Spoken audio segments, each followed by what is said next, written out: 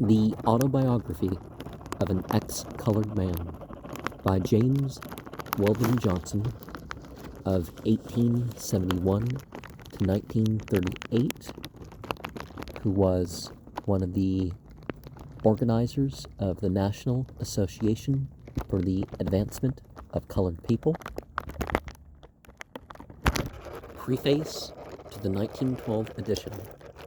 This vivid and startling new picture of conditions brought about by the race question in the United States makes no special plea for the Negro, but shows in a dispassionate, though sympathetic manner, conditions as they actually exist between the whites and blacks today.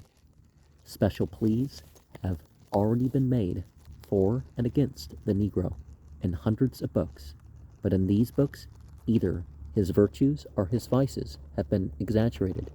This is because writers, in nearly every instance, have treated the colored American as a whole. Each has taken some one group of the race to prove his case. Not before has a composite and proportionate presentation of the entire race, embracing all of its various groups and elements, showing their relations with each other, and to the whites been made. It is very likely that the Negroes of the United States have a fairly correct idea of what the white people of the country think of them, for that opinion has for a long time been and is still being constantly stated, but they are themselves more or less a sphinx to the whites. It is curiously interesting and even vitally important to know what are the thoughts of 10 millions of them concerning the people among whom they live. In these pages, it is as though a veil had been drawn aside.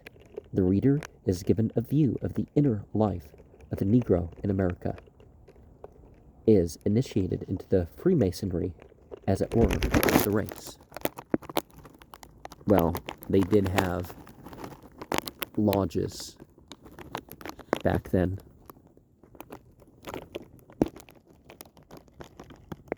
These pages also reveal the unsuspected fact that prejudice against the Negro is exerting a pressure, which in New York and other large cities where the opportunity is open is actually and constantly forcing an unascertainable number of fair-complexioned colored people over into the white race.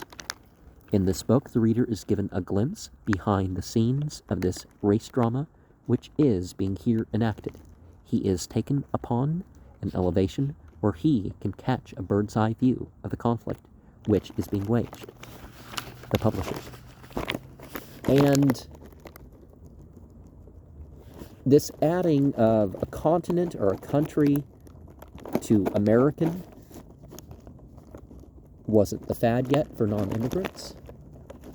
And, you know, it's not accurate, so let's not get into that. Just because somebody is part one ancestry. And white, black, and Asian are not races. Not even proper names of groups of races. But, you know, that's what people thought.